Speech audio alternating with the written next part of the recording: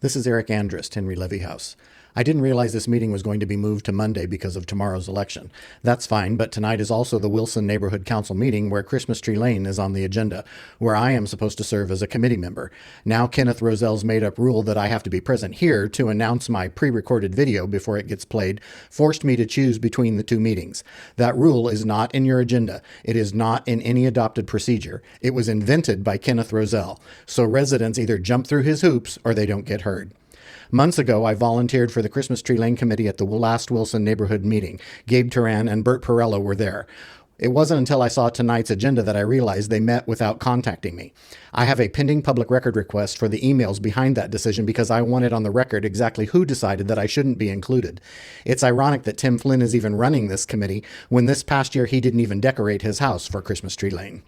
As for the temporary use permit for Christmas Tree Lane, Matt Whitecomb has been assigned by his wife, Angela Whitecomb, who runs the Wilson Neighborhood Council meetings, to file a TUP on behalf of all 142 homes in the historic district, just as he did last year. Nobody asked those homeowners. There was no vote, no survey, no process by which residents authorized him to represent them in a permit application affecting their property.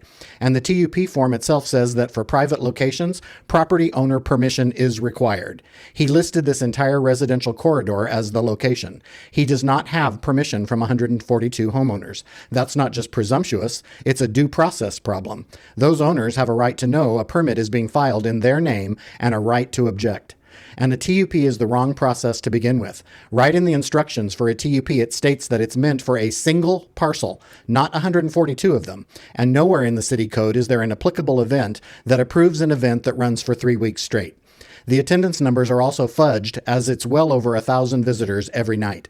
Oxnard simply can't control private residents decorating their homes for Christmas or the people that come to see them. This is bureaucratic red tape to justify funding paperwork so it looks like the city magnanimously supports Christmas Tree Lane, which we know they don't. Staff is stretching the code once again, and I've watched this exact approach applied to my own SUP, which Joe Pearson and Jeff Pingilly still haven't properly resolved, and which this council has let sit.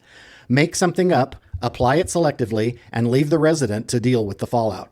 You need to stop enforcing these video participation rules that don't exist in your own agenda, especially when you create scheduling conflicts that make them impossible to satisfy.